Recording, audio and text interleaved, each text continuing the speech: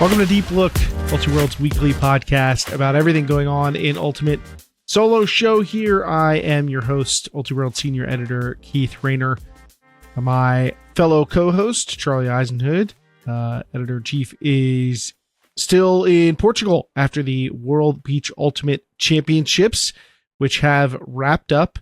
And of course, just casual USA wins in every division. No. That's not how it went down, actually. The U.S. taking the gold in 6 divisions, including the Masters divisions. That's the Prime Open, the Prime Women's division, the Masters Mixed division, the Masters Open division, as well as the Grandmasters Mixed, Grandmasters Open, and Grandmasters Women's division. So able to nab wins in all of those divisions. Canada taking home gold medals in the Masters Women's division, as well as the Great Grandmasters Open division, and Australia falling to Germany in the gold medal match in the mixed division. Germany, of course, the team that knocked out the U.S.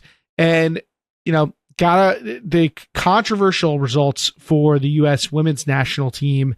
They defeat France in their semifinal, and, lots of controversy around that. You can check out the Instagram to see the call. There was a stall call on the game-winning goal for France that brought the disc back.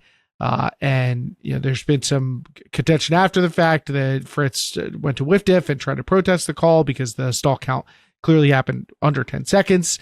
But no dice. You can get the full details. Check out Instagram and see the play for yourself. I'm sure Charlie and I will be talking about it once we are back. We will be back on our live schedule again next week following the Thanksgiving holiday, but we will be off the live show for this week. So I actually have a chance to sit down with Liv Player from Boston Brute Squad. So we had a chat, and we'll be sharing that with you. So you still get some great Ultimate content as you get ready for the holidays. But hope everybody is enjoying the holiday. Hope your travel goes smoothly. Certainly hope mine does as well. But hope everything is easy for everybody and enjoyable. Great chance to spend time with friends, family, or just reflect on what you can be grateful for in your life and in this world. So hope that you get a chance, and if you get a chance to go out and make a difference and do something nice for somebody else. It's a great time of year to do it. It's great all the time, but I know that's something that's on a lot of people's minds. So, if you can think of ways that you can contribute to your community or to the well-being of others around you, this is a good time for a little selfless act, a little unasked for kindness. So hopefully we can spread that. I'm going to sit down here. We're going to share an interview I did with Liv Player here on Deep Look. Don't go anywhere.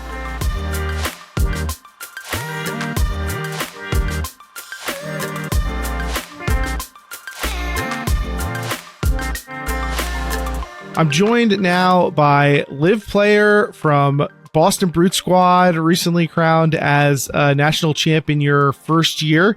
Welcome on to Deep Look. Thank you for having me. I appreciate you coming on and doing kind of this bonus chance for folks to hear a little bit more about Brute Squad's championship run, because it was certainly one of the biggest stories coming out of nationals. I mean, what's it been like since you won the title? Kind of surreal. I honestly don't know if it's fully sunk in for me yet. I was talking to Leanne about this, and she said she had a similar experience with some of her mini titles, where sometimes it feels like immediate in the moment, and sometimes it takes a little while. So I think I'm still settling into it. But we've had a ton of team events since then, which has been really cool. We went up to Portland, Maine a couple weeks ago and hung out there, and have brought the trophy with us everywhere. We had our Brutes Giving holiday party last night. Trophy was there, of course. So that part has been great. I think just the team kind of we were a very team-centered team this year, and it's been really cool to have that afterwards, and relishing in the glow of the championship. Now, it was a bunch of that impromptu, okay, now we have to come up with something to celebrate, or did you already kind of know hey, we're going to want to cap off the season anyway, so let's just have these events? Yeah, I think we would. I think regardless of what had happened at nationals, I think we were, it was just, it's one of those special teams, where just everyone was friends with each other. There wasn't anyone that was I don't know, making the vibes weird. It just felt like a really good team. And I think we had always planned to like hang out and do our thing together after the season. And yeah, it just so happened that we got to have the trophy there while we were doing it. And I want to get to these two crazy games that we saw to cap off the year for you all, but kind of leading up to that, obviously the team did really well at nationals even prior to those rounds, but during the regular season things were a bit more mixed. There were some highs, some lows. What was the vibe around the team, going into the postseason and getting ready for nationals after the way the regular season went? Yeah, I mean, I can only speak for myself. I personally was never in doubt of what we were capable of doing at nationals. And honestly, it felt like the regular season was indicative of that in a lot of ways, which the results maybe weren't exactly what we would have liked, but it felt like the process was. And so we dealt with a lot of injuries throughout the season, and then the World Games absences at US Open and then Pro Champs with Livka. Yeah, I think with the injuries that we had throughout the entire season, it actually helped bolster our roster because a lot of people got to play in roles that they maybe otherwise would not have played in. And I felt like that helped people develop their own skills and develop like comfort playing together. And even in those moments, like when we were in the semifinal of US Open against Riot, I think we were down to like 14 players by the end of the game, maybe 16. And that was kind of a trend throughout the season. Like injuries and absences kind of just like whittled the roster down. And so it really felt like we were being forged in fire of like, we have to figure it out. We still have to win games. Like we still have to be competitive. And so I think because of that, like I felt very confident going into nationals. And I think the team felt very confident going into nationals, knowing like we have played well throughout the season. We were still, I think, ranked second by the end of the year in the USAU rankings. And also we had never played a full tournament together. Mm-hmm. So it was just cool. Like it felt like things were starting to coalesce. And talking to some teammates this week, like we still don't feel like we peaked. Like it felt like the final was the closest we got to the fullest version of ourselves. And even that was not all the way there. Like we still made mistakes and still left some points on the table that I think we are excited to work on this offseason. And I mean, how can you feel like you hit your absolute ceiling when, you got a handful of players, maybe in some cases, like a whole line of players who can't participate in the games? For on the outside looking in, you just see mostly what's going on in the field, but I'm sure inside of the team, there were changes and challenges that came up because of the injuries and some players not being able to participate. How did that impact the team? And, how did that change the structures and things that you were doing on the field?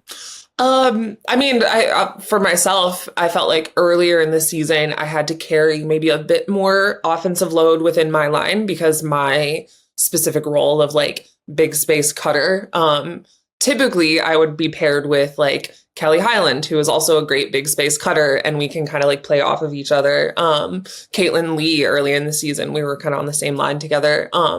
And by the end of US Open, both of them were no longer playing on the line. And so I think I had to adjust my personal role in that. And I think that happened for a lot of people throughout the team. It's going to be hard to remember everyone, and I can really only speak to like my line. So Brute typically has like two kind of lines that play. One is slightly more offensive focused, one is slightly more defensive focused, but we end up playing like every other effectively. And so within my line, I think like Dorothy Damasio Donahue is a great example of someone who just like filled a huge role throughout the regular season and into the postseason. And her cutting power, her ability to get open and just be a great continuation cutter was something that she was able to develop throughout the season, playing in that like bigger role because of some of the other losses. And then by the time we got to nationals, now she's playing a really big role on our line. She's playing a big role in the semis and in the finals. And seeing that from younger players like her, like Elise Friedman, Jenny Lee, like I can go through the whole list, like so many people who just had to step up and fill roles in a big way. And you don't really have time for like nerves or fear when you just get thrown out there. I feel like sometimes the expectations can weigh on people. And when they're, when you're visualizing before a game or something, and then, I think sometimes it's better to just kind of be thrown out there. And you just got to figure it out. And it felt like we did that this year. Also, in semifinals for a little while, it looked like you might have been the ones who were figured out. Scandal is up 8-5 at half, and it looked like they had you all back with a fantastic set of play in the second half. What were the adjustments you feel like the team had to make that comeback happen? I don't know if we made any like crazy strategic adjustments necessarily. I think it was clear that the nerves were affecting us in the first half. I think Leafka said this on pod practice, but she had said this to me too. Like that was her most nervous game. And I felt the same way. I think like Copy has said something similar. We just all came, I think that that game has so much pressure and expectations around it. And I think playing Scandal, which is a team that like historically Brute has played a ton, like this season we played 3 times prior to that matchup. There's just like there were a lot of feelings. Like I had a miscue early where I didn't run through a disc and then the defender got a block because I was just playing on my back foot. And it felt like the team was kind of on our back foot. And so going into the second half, I think it took really like the collective. There were certainly like individual efforts of like defensive greatness in particular that I think like spurred us through that. The like famous Kelly Highland block that has gotten so much play on social. But then like Eddie Lamb's foot block. Eddie, they are like such a great, phenomenal player and like super energy based player. And I think having them have that moment really propelled us and kind of across the board. Like there were so many little moments like that. I remember Tulsa getting a deep block, which is sweet when your handlers are able to like go downfield and like get those plays for you. And so I think that like the collection of that and then the team kind of like, we're down 8-5. The worst thing that could have happened to us has happened to us. Like we are losing badly in the semifinals. So what else is there to do except play hard and hopefully score some more goals? Emily Kemp also had a big block in the deep space. And it stinks about the Eddie Lamb block because it didn't make it on the broadcast. So we were like in replay and it happens right away. So I literally have not seen it. But I saw the aftershock, I saw what happened afterwards. So. I didn't see it either because I was on the field. Like I was marking my person and then all of a sudden we're in an end zone set and I was like, what happened? Someone had to tell me after the game. But so it was clearly like so important. Just unfortunate we didn't get the video. Yeah, we'll see if maybe a different camera got that. Maybe I can dig that up out of our technical files and pull that up and we can get the highlight. But so the team comes back and run of breaks in the second half. And it seemed to me like Scandal start to run out of gas. Like they start, you put the pressure on them and suddenly they seemed like they were panicking. Did you start to feel like you were in control of the game once you picked up the momentum? Yes. And I'm trying to remember, I think it actually was Beezus's block, Kelly Highland's block. I think was, if I'm remembering correctly, I want to say that was around like 10-10 or something like that, or 9-10. Yeah. I think that was the point to make it 10-9. Okay. Yeah. So yes, because I was just rewatching this because my mark was really bad, which is why Kelly had to make that play because I did not get the around. I didn't seal the around well. And yeah, I think after like from that moment forward, it was like, okay, we're fine. Like we put the pressure on and now we can kind of just like, I don't know if coast is the right word, but like we felt like we were in flow at that point.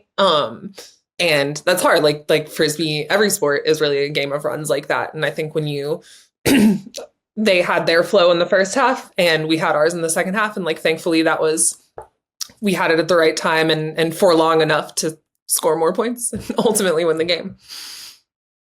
Well, then, obviously we know what happens next. You go into the final against Fury and the team comes out and just stuns everybody with this great run. You go up 4-0 on a team that had already sort of been crowned in many circles as kind of like this unbeatable champion team. I want to know what was the prep like? Was it because it reads to me watching the game like you had a game plan and it was to counter Fury. Like you had a clear plan. Is that what it felt like inside, or did you just figure things out while you were playing, or were you just playing really well? Like What led to that run? I think it was a collection of all of those things. I'll credit our strategy team, which this year was Angela, Leanne, and then our coaches, Danny and Rob. They, throughout nationals and prior to nationals, were just so in depth with their scouting reports and their strategic notes. And at nationals in particular, like before, we got very lucky in that we always had second round games. So the mornings before those games, we would wake up, we would get our breakfast, and then we'd sit around and talk strategy for a little bit and head to the fields. And I think having that hour or so of like strategic prep time to be able to like think about systems, think about the strategy, and then kind of internalize that and have time to then go to the fields and just get ready for the game, I think helped a ton. Certainly for myself, I think I find I don't want to be like thinking too much when I'm there. I think when I'm playing the sport, I just want to like play. And so I think that helped a ton. Certainly before the Fury game, I think like Fury's offensive systems are like fairly famous at this point, pretty well known. And I had the luxury of playing within them this summer with Maddie, which was really cool and certainly helped me, I think, understand the patterns a little bit better.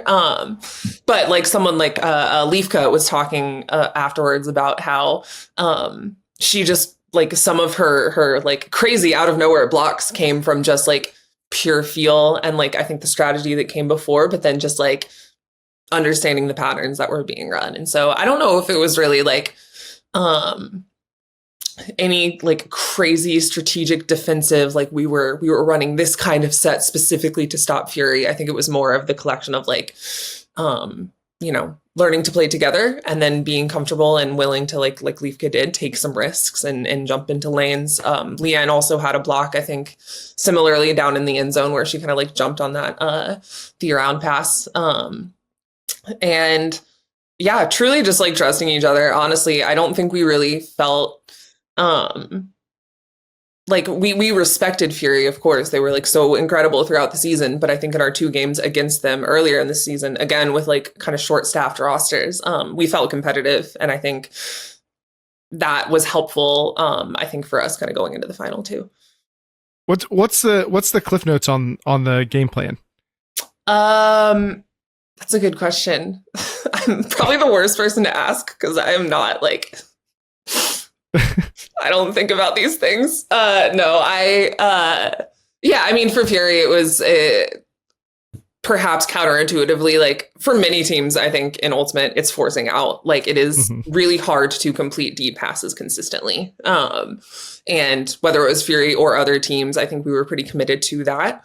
Adjusting when we needed to adjust, like once teams were able to like start doing that against us, then I think we needed to, we were good at like in game adjustments. But yeah, just knowing what their systems were like, I think a lot of their patterns are pretty, I don't know if like standard is the right word, but like Frisbee is a pretty like, vert stack, host stacks are pretty structured. And I think you can start to like guess the patterns as, and then just in trying to limit their throwers as much as we could. So I think trying to prevent that, like they really love that like chisel cut kind of through the middle, their handlers coming from behind to come get the disc in power position.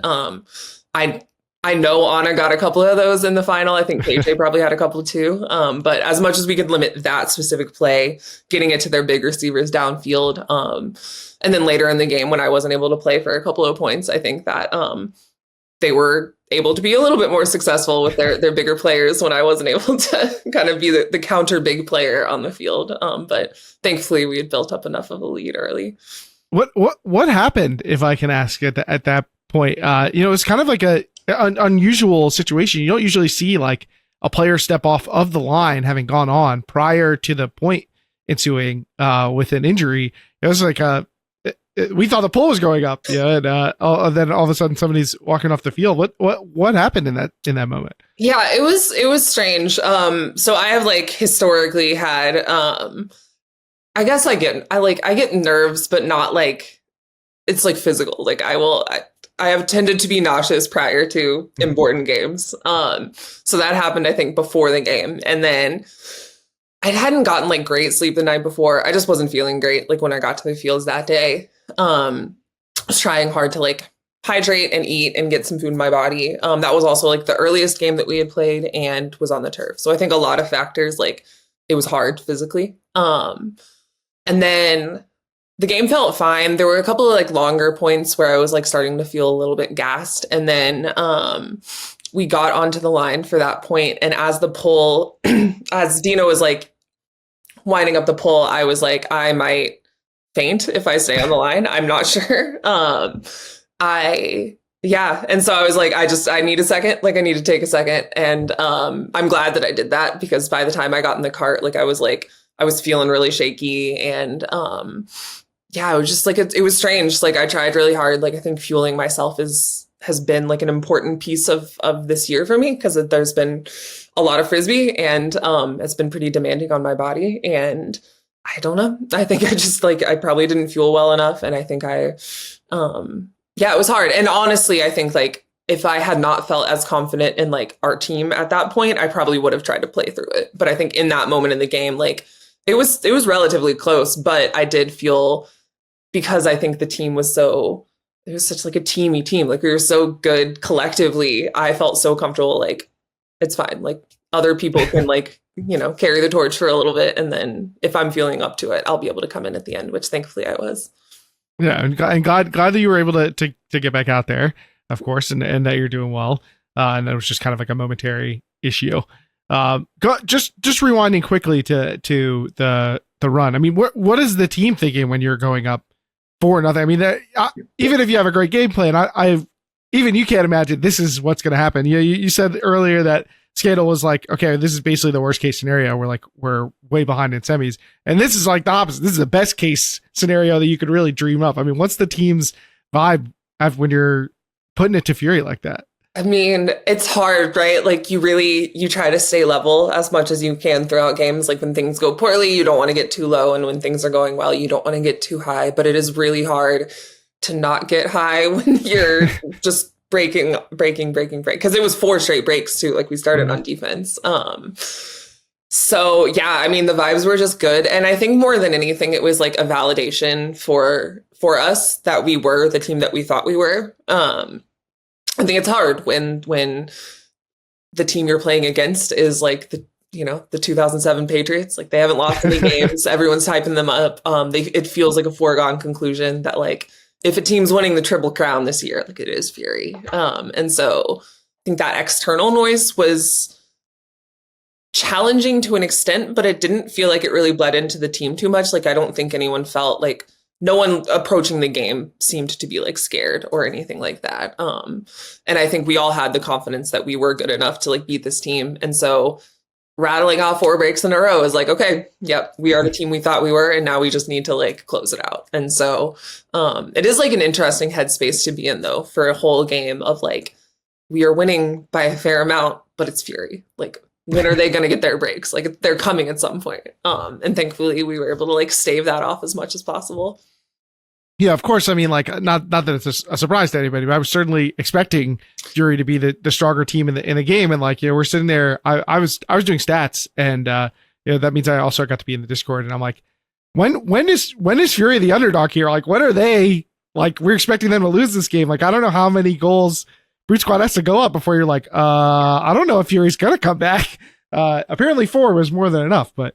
I mean, from there, they got 2 breaks later in the game. So 1 or 2, yeah. I mean, it ended up like what it was 14-12 on that last point. I just rewatched it this past week. And so that, like, even in the moment, it didn't feel that close. In hindsight, it totally could have, like, they totally could have gotten a couple of runs right there at the end. And so I think that's cool. Like, it's cool to like have that mental note for myself of like, objectively, like, as an observer, as someone who's like coached and like I've as a Frisbee brain, like, that was not a totally out of reach game for Fury. In the moment, though, it did feel like we were like we're good, like, we just got to hold and like everything will be fine. It's funny. I've the opposite experience. Like, I coached in my first like big game, I guess, in the national final in D3, and afterwards, I was talking to somebody about the game, and I was like, yeah, they started to make a comeback, and they're like, they got a break. But in my head, I was like, oh my God, they're right on our tail. Like, we have to put our foot on the gas right now. And like, actually being there in the moment, it's funny how your perception of the game can change based on where you are but externally it might look totally different. It might be like, oh, well, this, you're clearly in control of the game, or wow, you're really blowing the game or whatever. And it might not feel that way from the inside. I mean, wow, it's really, you ended up like putting together like a crazy year altogether, right? I mean, you had this experience with, the Team USA process, and you're switching over from Sprocket, who also helped go to a final, back-to-back finals years for you. I mean, do you feel like you accomplished a lot of your goals for this year? That's a good question. I think this year I was really focused. My main goal was winning nationals. I think having tasted that with Sprocket last year, I think that was like the key focus for me. And it felt like all the other stuff was like, at times that I was just like playing with house money. Like that's what I was saying throughout the entire like tryout process for the World Game stuff. I was like no one really knows who I am, haven't really accomplished anything, and all I can do is like play as well as I can, like I'm just here to have fun. And thankfully that worked out to an extent. And it was a really cool opportunity. And so yes, I think to an extent like there were some of like the individual goals that I have. It's hard, right? Like to have being on a World Games roster, even as an alternate, as a goal, is like not necessarily in my control. It's not really in anyone's control. As good of a player as you can be, and it happened this cycle. Like there were great players that didn't make that final 20 or that final 14, and there were great players who did, and it just ends up being team need. And so I think things like that. Similarly with like all club stuff. It's not really in my control, right? Like the team needs to do well, like I need to play well, and like all of these things need to happen for it to work out that way. And so I think having the focus being on like the team and the ultimate like outcome goal of winning, and was the most important thing for me this year. So in that sense, yes, like I feel like I accomplished that goal, and still it feels like there's, like I said, like it doesn't feel like the team peaked. And so that's exciting to like think like, okay, now that I have this like kind of whirlwind season behind me, now I can like really focus on how can the team improve and continue to like build for another double peak year next year. But it was cool. Yeah, it was certainly like at times kind of surreal. It felt like a little out of body, just like playing in some of these games and playing with some of these people, like playing with like Kayla and Claire Chastain and Finney, like these people that I grew up just like idolizing. Like there were some moments of like, it was very sobering of like, oh my gosh, like this is it. Oh yeah. I mean, I guess we're kind of approaching reflection season, but if you do want to have more say, more control over, all club and awards, if you want to join the staff, I'm sure we could use some extra expertise. So I was a sports journalist in okay. college. That was my like path. All right. Well, you wouldn't be the first current player to staff up with us, so you don't have to be like a public face. Player of the year every year. There you go. One. No one will notice. No one will notice. I guess I want to ask because you kind of brought up the World Game stuff, and you're both in the women's division. There were a lot of success stories, I think, for players in the World Games.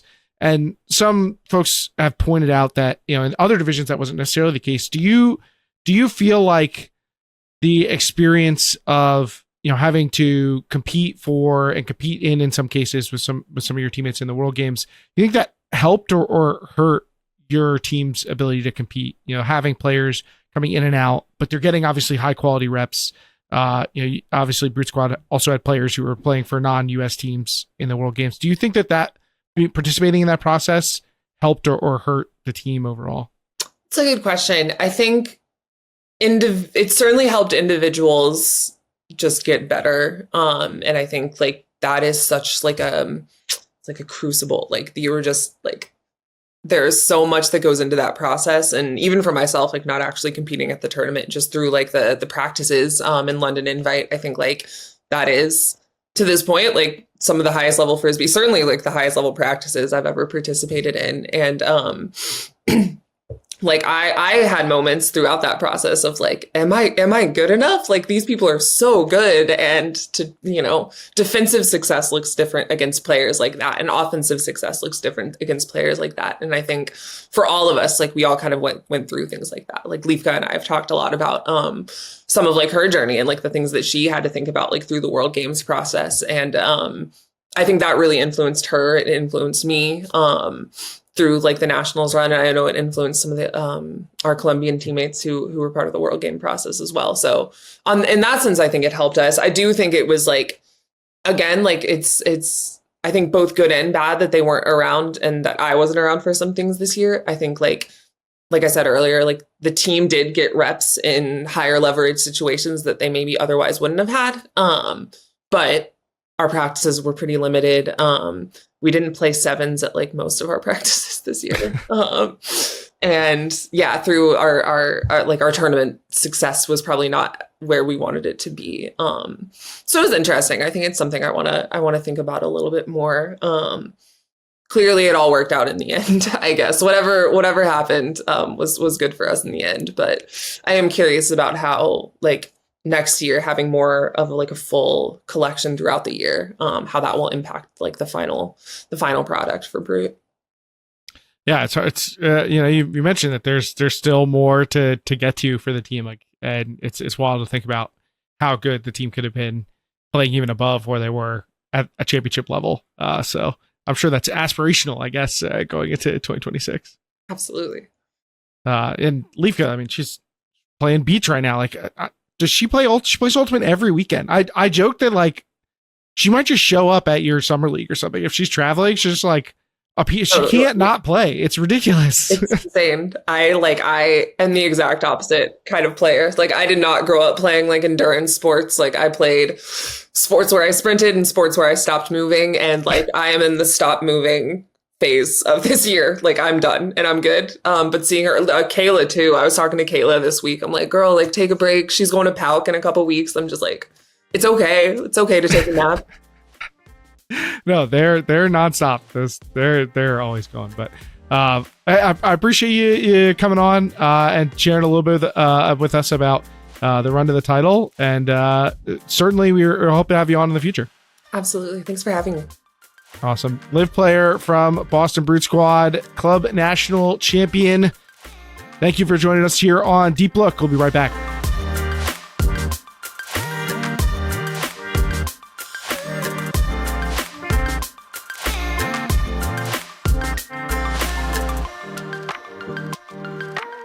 Thanks so much to Liv for coming on the show, and congratulations again on a club title. Big year for Liv Player, big year for Boston Brute Squad, pulling off the wild upset. And it's been a great year for Deep Look, doing the live show all year, and appreciate all of you who support us. Make sure to hit the thumbs up. It definitely helps. Share the episode.